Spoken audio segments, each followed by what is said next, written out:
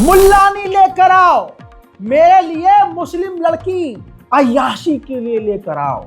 यह जुमला किसी और का नहीं, यूपी पुलिस का है, जेल वार्डन का है, एटा के जेलर का, जिसका नाम प्रदीप कश्यप है। उसने अपने नीचे काम करने वाले अधिकारी पर प्रेशर बनाया और वो अक्सर बनाता रहता था। बताया गया उस अधिकारी के द्वारा जो प्रताड़ित हुआ, जिसने बताया, यूपी के एटा जिला वार्डन राजीव हंस ने यह खुलासा किया है। स्क्रीन पर दिख रहा शख्स का नाम राजीव हंस है। इन्होंने बताया कि प्रदीप कश्यप मुस्लिम लड़कियों की डिमांड करता था, मुझे जलील करता है, मुझे प्रताड़ित करता है, 6 महीने एक भी छुट्टी करने नहीं देता और मुझ पर प्रेशर बनाता है कि मैं मुस्लिम लड़कियां इसके लिए लेकर जाऊं। हजरात, ये आज मुस्लिम कौम का हाल है और बहुसंख्यक समाज ये मुसलमानों के साथ कर रहा है, लेकिन कोई भी नेशनल चैनल, गोदी मीडिया इसको खबर नहीं बनाएगा, कोई इसको ब्रेक नहीं करेगा, कोई दुनिया के साथ, क्योंकि मुस्लिम की बात है ना। यहाँ कानून अजी कद्दू कानून बराबर होगा। जब कानून के रखवाले मुस्लिम लड़कियों का खून चूस रहे हैं, मुसलमानों को प्रताड़ित कर रहे हैं, सोचिए ये खाकी वर्दी, उत्तर प्रदेश की खाकी वर्दी क्या क्या कांड कर रही होगी। मुसलमानों के साथ मिसबिहेव में ये नंबर 1, मुसलमानों को फर्जी केस फंसाने में नंबर 1, मुसलमानों का फर्जी एनकाउंटर करने में नंबर 1। हजरात मोहतरम, ये आप 3 मिनट का वीडियो देखेंगे, आपको पता चल जाएगा कि ये जो खाकी वाले बैठे हुए हैं ऊंचे ऊंचे पदों पर, ये कितनी साजिशें रचते हैं। बताया ये भी है जेल वार्डन राजीव हंस ने कि ऐसी ही मुस्लिम लड़की को फंसाया था, डरा धमका के कि मैं तुमसे शादी करूंगा, तो शादी भी नहीं की और आज उसको भगा देते हैं। ऐसे ही न जाने कितनी लड़कियों की जिंदगी इस सीनियर ऑफिसर ने की होगी। ऐसा न जाने कितनी गलत डिमांड और कितना प्रेशर राजीव हंस पर डाला, जो जेलर हैं, कि उन्होंने करने का वादा कर लिया और कह दिया कि अब जो मेरे साथ होगा उसकी जिम्मेदारी ये है। मैं आगे कहानी क्या बताऊंगा, आप बस ये दिमाग में रखिएगा कि ये मुसलमान लड़कियों के साथ शासन और प्रशासन भी कर रहा है। अभी तक न गिरफ्तारी हुई होगी न उसका सस्पेंशन, बल्कि उसको और ऊंचा पद दे दिया जाएगा। और डिप्टी जनरल जहान सिंह है, वो उनको भड़काता रहता है, अरविंद भड़काता रहता है। अब बताइए सर, मैं आप लोगों को बता रहा हूँ, मैं कहाँ से मुल्लानी लेके आऊँ, मुल्ला मोमडन औरत कहाँ से लेके आऊँ, जैसा इन्होंने मुझे गुमराह कर रखा है। हाँ, मैं रहता था किराए पर, लेकिन वो पड़ोसी थे, इज्जतदार आदमी थे, लोगों ने वैसे गुमराह किया, अगर बोलचाल कर लिए तो इन लोगों ने मुझ पे इस तरह के इल्जाम लगा करके। आज दोस्तों, बस मैंने सोचा कि आज मैं लूंगा, बस दोस्तों मुझे क्षमा करना, मैं अपने चाहता हूँ और आगे कुछ नहीं है। अगर आपको ये लगे तो ये वीडियो वायरल करने के बाद करूंगा इस प्रदीप कश्यप की वजह से, और मुझे क्षमा कर देना दोस्तों, माफी। मेरा कुछ सुनने वाला नहीं है, अधीक्षक उनके कहने में आ जाता है। पहली नई पोस्टिंग है, जहां सिंह पीछे पड़ा हुआ है मेरे क्या सभी सिपाहियों के साथ, और ये अय्यासी जेलर जो है वो अय्यासी करना चाहता है, चीफ उसको कराना चाहता है, इसलिए परमानेंट चीफ ही कर रहा है। उसको चीफ ही से हटा दिया गया, इसलिए कि वो लड़कियों को लेके नहीं आया, इसलिए उसको बीच में हटा दिया जाता है। अब वो मुझे प्रेशर डालता है, जहां सिंह प्रेशर डालते हैं। अधीक्षक साहब हमारे जो है नई पोस्टिंग है, वो नहीं समझ पाते हैं कि हम क्या करें। अब बताइए दोस्तों, मैं सोचता हूँ दोस्तों, हम मानते हैं, मैं आगे कुछ नहीं कर सकता, मैं दुखी हूँ, परेशान हूँ, जी नहीं बह रहा हूँ, इसलिए मैं करूंगा दोस्तों। नहीं, पूरा स्टाफ बताने वाला है, लड़कियों को बुलाते हैं, जैसे कि एक कासगंज की लड़की है, उसका क्या नाम है, आगरा, जो नर्स है इस समय पर, तो उसके साथ उत्पीड़न किया कि मैं तुम्हारे साथ शादी करूंगा, सब कुछ करूंगा, और उसको जो है धुतकार दिया, डांट के भगा दिया, जैसे अपने सिपाहियों को भगा देते हैं, मुझे भगा देते हैं, मेरे साथ उत्पीड़न करते हैं, मुझे छुट्टी नहीं देते हैं। मेरी 6 महीना, मैं अभी आपको छुट्टी का कार्ड दिखाता हूँ, उसमें मुझे 6 महीने तक अरविंद के कहने पर और जहान सिंह डिप्टी जेलर यहाँ पर है, उनके कहने पर कि जो मुल्लानी को रखते हैं, मुल्लानी को बुला सकते हैं, मैं कहाँ से मुल्लानी इनके लिए लेके आऊँ, कहाँ से मोमडन की महिला इनके लिए लेके आऊँ। इन्होंने भड़का रखा है जहान सिंह ने, तो मैं कहाँ से इनके लिए आऊँ। इसलिए मुझे 6 महीने जो है पिछली सत्र में ही जो है 6 महीने छुट्टी नहीं दी। इस महीने जो है करीब 5-6 महीने छुट्टी नहीं दी। मैं कार्ड आपके सामने रखूंगा, अभी उसकी फोटो दिखाऊंगा। और वैसे भी उत्पीड़न, कहीं ड्यूटी पे सही होता हूँ।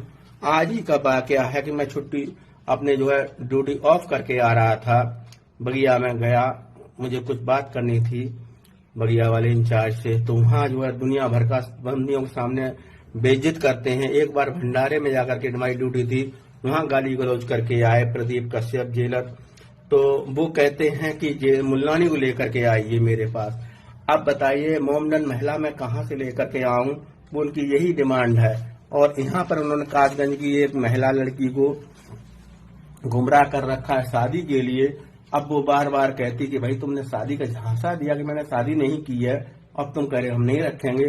तो उसने गेट पर और गेट की दीवारों पर बहुत सारी चीजें लिखी जो लोग। हजरात, मुसलमानों को हिंदू समुदाय गरियाता है, लेकिन आप गंदगी देखेंगे तो वहां भी है। कहा जाता है कि मुसलमान अपनी बहन बेटियों को नहीं छोड़ते। तुम छोड़ते हो क्या? अपनी चाचा की बेटी यानी अपनी बहन के साथ लिव इन रिलेशनशिप में शिल्पा थी। जी हाँ, एनडीटीवी का सोर्स आपके सामने है, गूगल करेंगे तो 10 सोर्स आ जाएगा। शिल्पा अपने चचेरे भाई अमित तिवारी के साथ लिव इन रिलेशनशिप में थी। अपने भाई के साथ हिंदू लड़की, हिंदू लड़का और हिंदू भाई बहन रिलेशनशिप में थे। गाजीपुर में एक युवक ने अपनी चचेरी बहन की हत्या कर दी दोस्तों। इसके बाद उसकी बॉडी सूटकेस में रखकर जला दी। इस मर्डर मामले में अमित तिवारी और उसके दोस्त अनुज को गिरफ्तार कर लिया गया है। डीसीपी ने बताया कि मृतक लड़की 22 साल की है और वो लिव इन रिलेशनशिप में अपने चचा के बेटे के साथ यानी अपने भाई के साथ थी। अब लड़की ने जब कहा कि भैया मुझसे शादी कर लो, भैया मुझसे, तो फिर तिवारी ने, ऊंची जाति का जो तिवारी है, काट डाला अपनी बहन को, उर्फ माफ कीजिएगा अपनी जो क्या कहेंगे गर्लफ्रेंड कहें, क्या बीवी तो थी नहीं वो, तो अपनी गर्लफ्रेंड उर्फ अपनी बहन का कत्ल कर दिया। और सुनिए, बॉडी को टुकड़े टुकड़े किया, सूटकेस में डाला और सूटकेस को आग लगा दी। हजरत मोहतरम, तमाम हिंदू संगठनों के तमाम क्षेत्र बंद हो चुके हैं। जो सोशल मीडिया पर लिखते हैं, मुसलमानों को गरियाते हैं क्या तुम तो अपनी बहनों को, अबे तुम नहीं छोड़ते अपनी बहनों को, बे तुम्हारी औकात है? अपना गरीबान कभी चीर कर देखो, गंद कूड़ा गुबार सब तुम्हारे अंदर मिलेगा। गोदी मीडिया में शांति है। एनडीटीवी के सोर्स पर कुछ न कुछ लिखा हुआ है, जिसका सोर्स मैंने आपको दिखाया है। आज तक पे भी कुछ न कुछ आ ही चुका है, लेकिन ग्राउंड पर नहीं आया है, इंटरनेशनल मीडिया में नहीं आया है। यानी ये जो गोदी मीडिया है इंटरनेशनल लेवल पर डिबेट नहीं करेगा, लेकिन अगर कोई मुसलमान होता तो ये देश की सबसे बड़ी खबर होती है। दोस्तों, सबसे ज्यादा गंदगी जहां होती है, कहते हैं ना, जो नहाता नहीं है जिसके अंदर से बदबू आता है वो सबसे ज्यादा परफ्यूम मारता है ताकि दूसरों को बदबू ना जाए। तो दोस्तों, जो लोग खुद ये काम करते हैं और मुसलमानों पर इल्ज़ाम लगाते हैं, वो अक्सर समाज में बहुत अच्छे ईमानदार बनते हैं और दूसरों को गरियाते हैं। यह है अंधभक्तों की जिंदगी, यह है बहुसंख्यक समाज, जिस पर पूरी तरह से पूरा देश और मीडिया खामोश है। कोई उसको इंसाफ नहीं मिलेगा। बहनों से शादी कर लेते हैं, इनके यहाँ तो 4 शादी जायज़ है। अजी उनका इतिहास उठा कर देखो, है 5 व्यक्ति, वो 5 भाई जिन्होंने एक ही औरत से शादी की। वो 5 भाई हैं और एक बीवी है। तो वहाँ उनकी जस्टिफिकेशन है, वो ऐसे था, वो ऐसे था, वो ऐसे था। लेकिन हम 4 शादी, जो कि नहीं होनी चाहिए, आज के ज़माने में एक नहीं संभलती, 4 कहाँ से करेंगे, लेकिन 4 ये करते हैं, इनके 4 के मजे हैं, ये है वो। भाई हमें बोलते हो, अपना भी तो चीर के देखो। मैं चीरूंगा तो तकलीफ ज़्यादा होगी। हमारे धर्म पर उंगली उठाने वाले, दूसरे मजहबों को कोसने वालों का हाल अगर आप देखेंगे तो शर्म से डूब जाएंगे। आपको खुद लग जाएगी। पूरी दुनिया में इनका बज रहा है, भौकाल नहीं, बस बज रहा है। अभी मैं कुछ बोलूंगा तो आपत्ति हो जाएगी, तो खबर को खबर की तरह सुनिए। प्रूफ आपकी स्क्रीन पर है। पंजाब केसरी से लेकर तमाम अखबारों में खबर छपी है। अधेड़ व्यक्ति ने अपना प्राइवेट पार्ट काट कर शिवलिंग पर चढ़ा दिया। लोग जपने लगे हर हर शंभू, मतलब अपनी शर्मगाह को, अपने पेनिस को, अपने डिक को काट कर अल्लाह तेरा लाख लाख शुक्र है कि तूने हमें मुसलमान पैदा किया। परवरदिगार तेरा करोड़ों शुक्र है कि हम मुसलमान हैं और हम इसी ईमान पर मरना चाहेंगे। तौबा तौबा। इस्लाम को गालियां दिन भर देने वाले इंशाअल्लाह जलील होते रहेंगे। इस्लाम को मिटाने वाले, इस्लाम पर गलत टिप्पणी करने वाले आज अभी नहीं आए हैं, तुम नए नहीं हो, बहुत पहले से हैं, लेकिन सब खत्म हो गए। इस्लाम आज भी दुनिया में सबसे तेज फैलने वाला मजहब है। तुम ऊपर से यहाँ तक का जोर लगा लो, कुछ नहीं होने वाला। सारा दिन आण भक्तों को सिर्फ भौंकना ही है। कोई इनके माइक मुंह में लगा पूछ ले कि अच्छा अखंड भारत चाहिए, अखंड भारत में कितने देश हैं, तो ये मुंह से हकना अब ये हो तुम। एक दिन अखंड भारत बनेगा। अखंड भारत बनेगा एक दिन। अखंड भारत में कितने देश हैं? एक मिनट भाई साहब, अखंड भारत में कितने देश हैं? अखंड भारत में कितने देश हैं? कितने आप बताइए। हमको नहीं पता, आप बता रहे हो ना एक दिन अखंड भारत बनेगा। हाँ अखंड भारत बनेगा। तो कितने देश मतलब मिलके बनेगा अखंड भारत? है अखंड भारत मतलब क्या है? विश्व में पंचम लड़ाएगा भारत का। अरे विश्व में डंका बज रहा है, अभी तो बज रहा है, लेकिन अखंड भारत मतलब क्या हम समझ नहीं पा रहे हैं। अखंड भारत मतलब क्या? अखंड भारत एक मिनट चाचा, एक मिनट भाई साहब। 146 देश। झूठ बोल रहा है। 146 देश। भाई साहब रुक जाओ तुम ना बोलो। 146 देश, 146 राज्य में जनता माफ नहीं करेगी। अभी लहरा रहा है। ठीक, और क्या कहते हैं, कोमा मचा रहा है।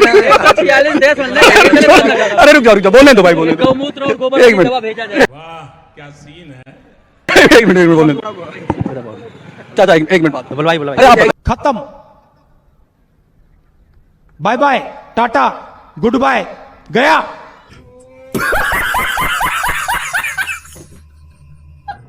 बहरहाल इतनी धुलाई आज के लिए काफी है, क्योंकि एक छेद है, कितना मिर्चा डालें, दर्द ज्यादा हो जाएगा ना। थोड़ा कल के लिए भी छोड़ते हैं। रिपोर्ट को शेयर कीजिए, दुआओं में याद रखिए। जय हिंद।